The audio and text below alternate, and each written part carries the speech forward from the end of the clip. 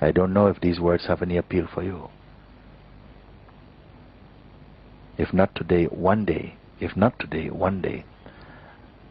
If not this day, maybe another day, or another week, another month, another year, another decade, another life maybe, I don't know. But at some point, you will have to come back to this some way, either through questioning like this, or by surrendering yourself entirely, abandon yourself at the feet of God. But one day you will have to drop yourself. You have to go beyond yourself. What does it mean, you see? Dropping your idea about who you are.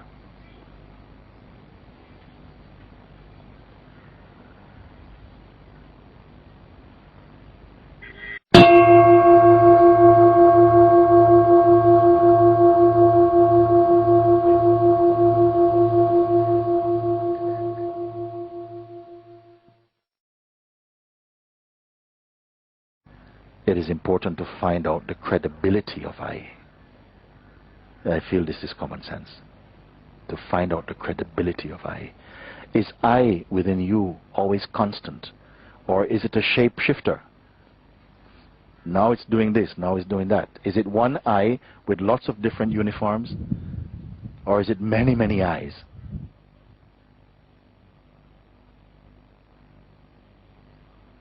And how will you know? Is it one eye changing garment? One moment mother, one moment something else, one moment seeker, one moment child, when I was a child in the past, I can say, one moment something else. Is it one eye dressed in lots of different garments, playing different roles, or is it thousands of eyes? And what will answer this question? Which one of them?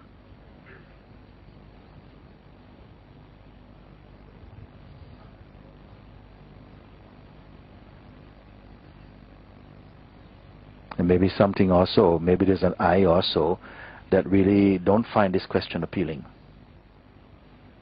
Maybe there's another form I can take. Or I don't agree, that's another one. I agree, is another one.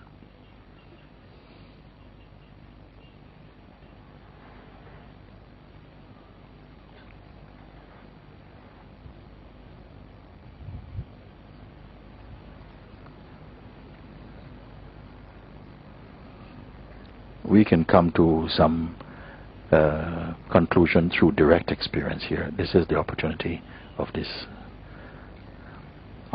meeting, to come to some clarity. Also, we are meeting now. We're all in one-to-one at this point.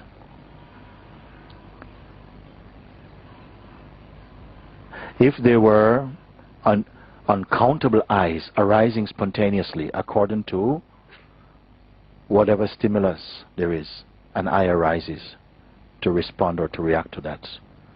If such was the case, what would be observing this? Don't be so quick. What would be observing that? Is it not observable? Huh? If there was an I, if there is a feeling that there are hundreds of eyes arising throughout the day, all of them different, what would notice? What would be observing this? First of all, we admit it is observable. That such a thing happens. So it's already a fact. It's observable. By what is it observed? And I don't want the answer so quick. Allow the question some room. The question will be a bit like a mirror. Whose face will be in it? The observer of all these, including the eye, which is the most intimate, the earliest. What is capable even of observing eye?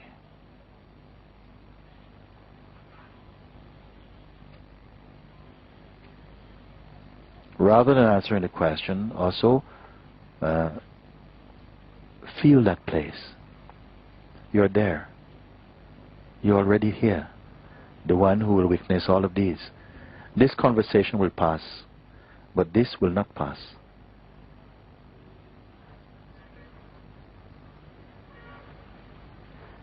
Does it grow old?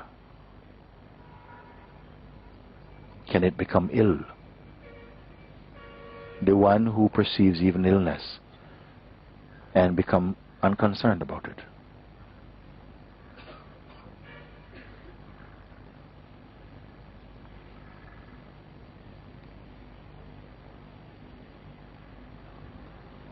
Speaking directly towards this.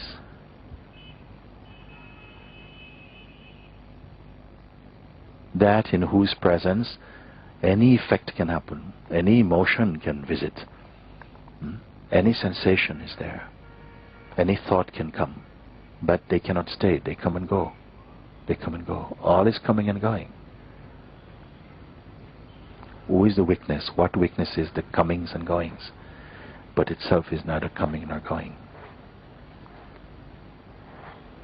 What religion is this one? What gender? What star sign?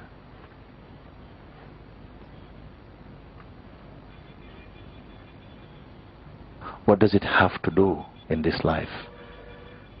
Answer this question for yourself. That which witnesses time, space, relationship, memory, intellect, ego. That which discerns the difference between one thing and another. That which observes the discriminating power. Yet itself is not involved in anything, not participating. Just the light of perceiving arises out of him. What name does it go by?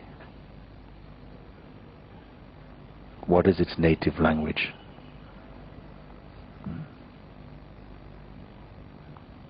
What belief does it need? What healing does it need, if any?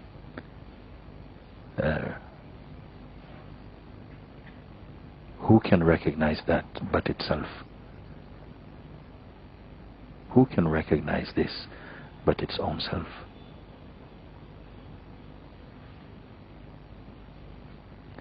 Seeing all forms, all names and all forms, knowing that they are transient, they come and go, is the witness of them. Can this be itself witnessed? That which is the perceiver of all form, perceiver of time, of space, of intention, of identity even, you see. That which perceives even the play of identity and perceives it casually. Who looks upon this universe of names and forms, of time and space and change and movement and perceives them casually? Who can never be intimidated, who does not know another, who need not refer to itself even as I. Where is the location of this? And who are you? Can you be apart from this? Who are you see?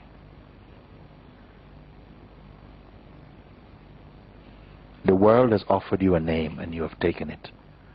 The world has offered you a name and you have taken this name.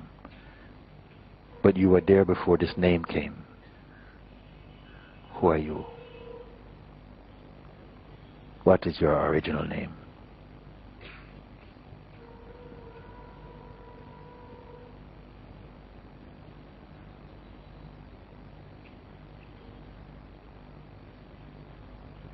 Because of this body, which in effect is like a burning candle,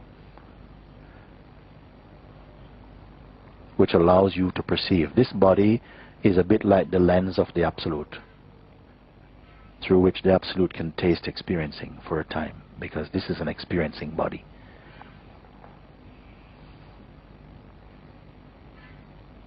And it imposes certain qualities through the perceiving, you see. You, the Absolute, are tasting this body and what can be tasted through this body, through the senses and mind. But one day you will leave all these things you've tasted. Just in the same way, the food you had last Wednesday at 12 o'clock, can you say something about it? Where is it? Where do you keep the memory of that? In the same way, you are eating the meal of existence.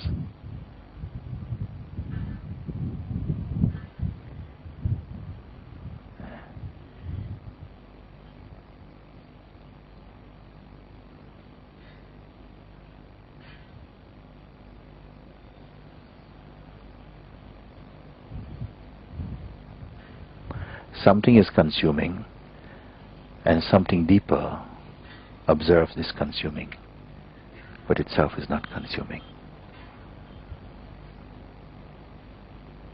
It alone knows itself. There is no other there. How far must we go? What transportation will you take? Is distance involved? Is distance involved?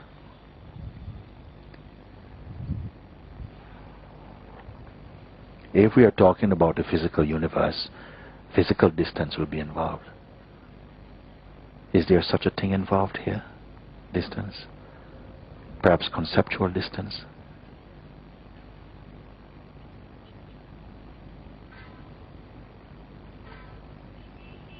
If you do not touch any thought about yourself, any self-definition, or hold on to any image, it's common sense. Because which image can contain you? If you identify with no image, if you don't go to past, don't touch the past, for just a moment you do this. And don't stretch towards the future, which is only imagination and also based upon past. So neither past nor future, neither next or what's last. If you don't touch this, optionally, who are you? Are you merely the go-between between past and future? Who are you? Are you merely the product of time, past and future, conditioning? When it is clear also that you are the witness of conditioning also. You are capable of witnessing conditioning. Time, space, all these things we talked about. I don't know if these words have any appeal for you. If not today, one day. If not today, one day. If not this day, maybe another day, or another week, another month, another year, another decade, another life maybe, I don't know. But at some point, you will have to come back to this some way, either through a questioning like this, or by surrendering yourself entirely, abandon yourself at the feet of God. But one day, you will have to drop yourself. You have to go beyond yourself. What does it mean, you see? Dropping your idea about who you are.